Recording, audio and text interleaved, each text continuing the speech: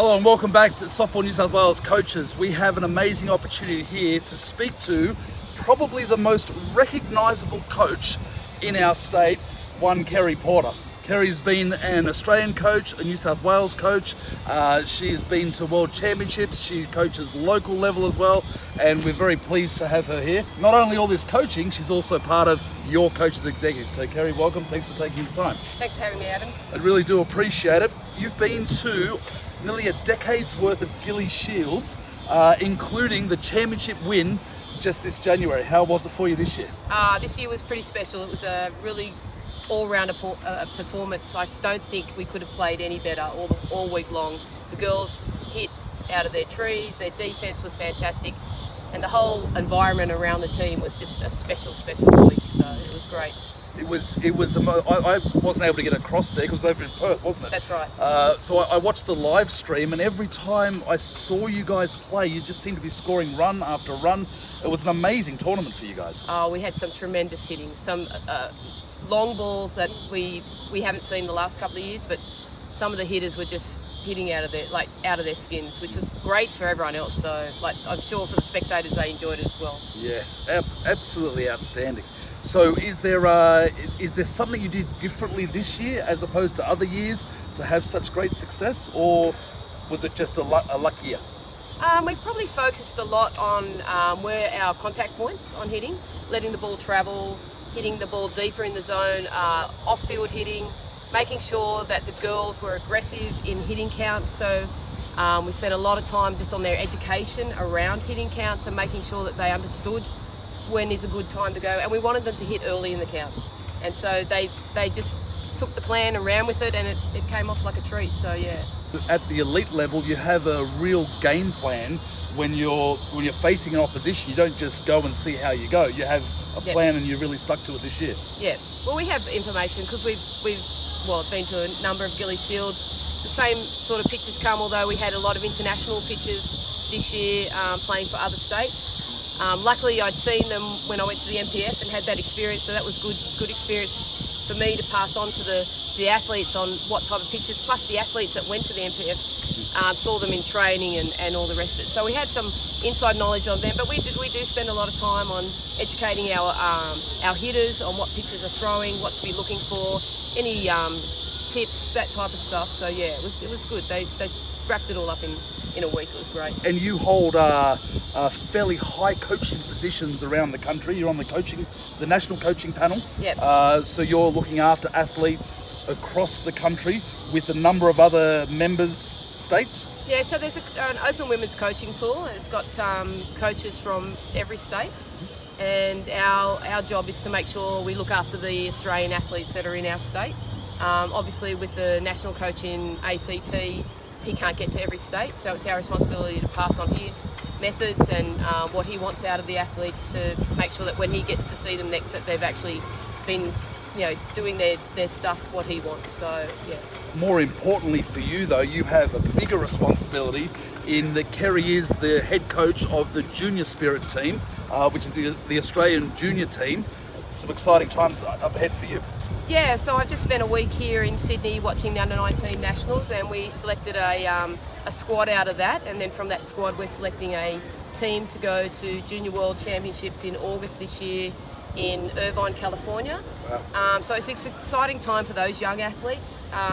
It was tough. There's some really tremendous athletes in that age group, and really looking forward to working with those girls around the country and hoping to get over there and put up a good performance when we get there for Australia. You have some responsibility outside of specific teams. You are the NSW coach. So tell us a little about the NSW program and what that has for our athletes here in New South Wales. When Australia when softball got put back into the Olympics as a sport, NSW came on board and offered scholarships to our athletes in the Australian squad. So they have to go to the gym 3 times a week at Homebush. They have a strength and conditioning provider that looks after their programs, looks after them in the gym. There's also a physio that's attached to the NSW softball program, and then a coaching role. So our job is to make sure those athletes are well looked after, they're getting their strength and conditioning so they're stronger and fitter and faster, and then skill-wise, that's my role in looking after them to make sure they're up to speed with all the skills. So it's a great opportunity.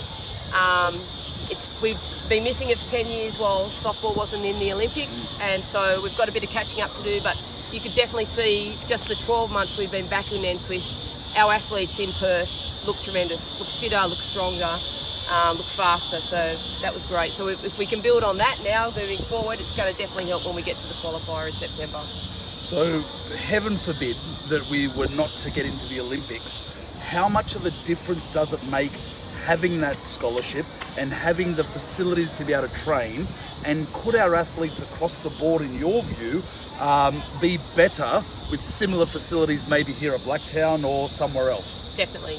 I've just seen the difference in the athletes. I've worked with these girls for a number of years, and these last 12 months, just been having the opportunity to go to the gym, be looked after, go to the MPF, all that type of thing has just taken them to another level. They're just with their fitness, they're definitely stronger, they're definitely faster, and that allows them to obviously get them to do what we want to do on the diamond with their skills. Right. So they've now got that strength and conditioning to be able to manage, high intensity training. So I remember as a young player myself, we were instructed by our coaches back then. We needed to go to the gym, and we were given fitness programs and things like that, but we never had a place to go centrally. We just had to do it on our own.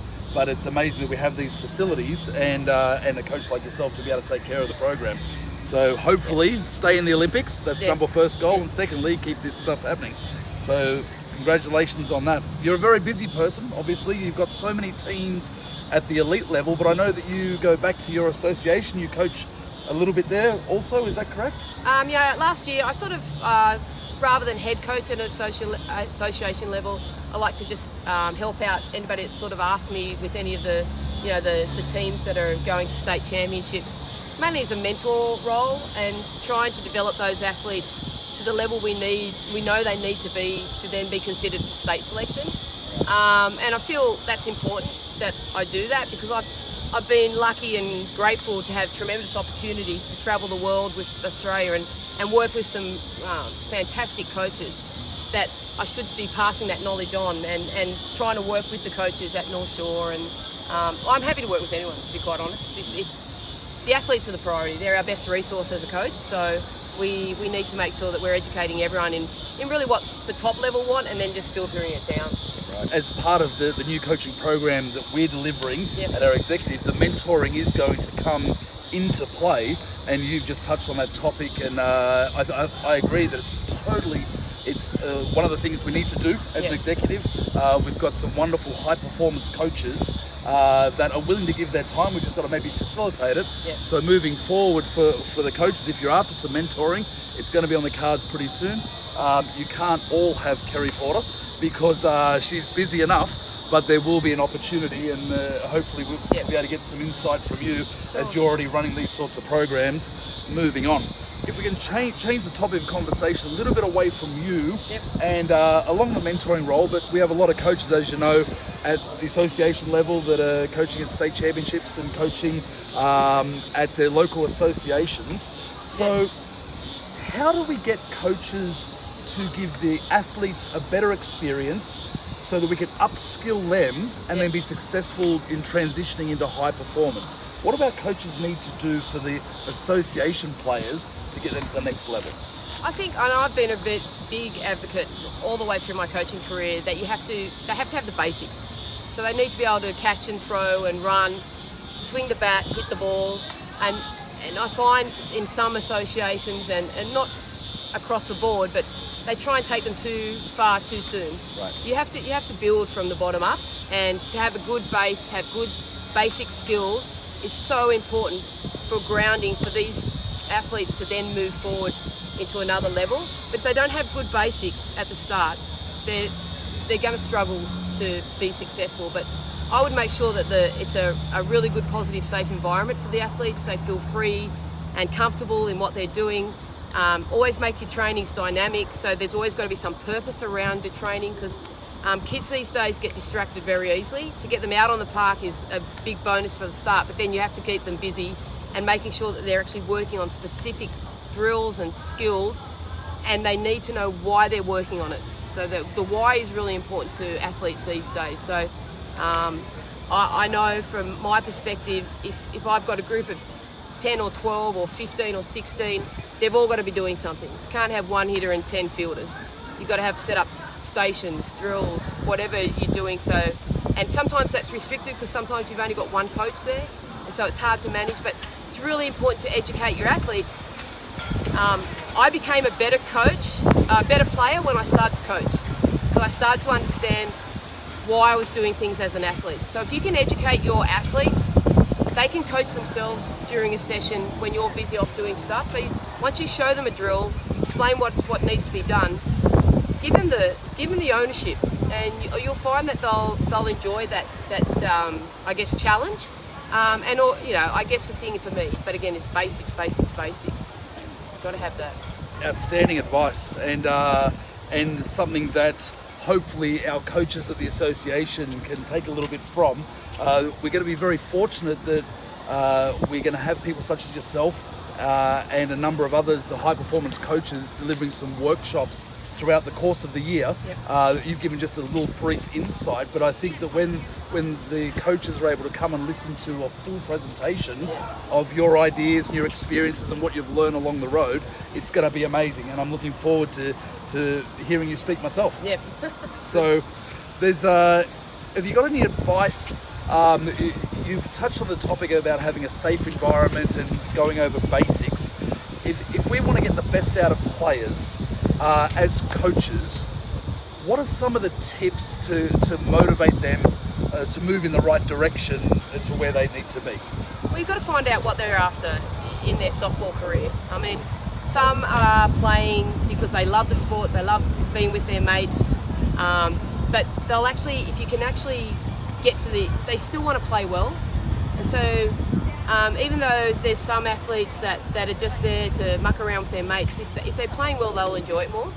So for me, it's really about making sure you find out what your athletes want. So if you've got somebody who's really driven and wants to get to the highest level, be it an association team, then onto a state team, then onto an Australian team, it's really important that you work out in your trainings to cater for all of them. You can't just be doing some elite type skill if you've got someone who just is there to play with their mates. So I think knowing your athletes is really important, and developing those relationships. If you want to get the best out of your athletes, you have to understand them. If you don't understand them, you've got no hope, because everyone's different. Everyone's got different personalities. Everyone reacts different to the way that you talk to them. Some are visual learners, some need some written instruction. So I think it's really important that you treat them all as individuals, and once you get that relationship developed, you'll find that they'll really be stepping up to what you're asking them to do on a regular basis. How inspiring. I've got one last question for you. You're at the Summer Slam. Yep. You're coaching there. Have you enjoyed the new format? Oh, I love it. To me, this is what softball's all about. The athletes are having fun. They're playing with their personalities. It's a joy to watch. They're loving the music. They're loving going for the fence being 180, so they all think they're home run hitters now. And the fact that we've got international players playing with Australians, it's just a great format. We've got some Chinese Taipei, a French girl, an American, some New Zealanders, and an Italian mixed in with our Australians, and they've just gelled right from the word go. To me, this is what softball's about.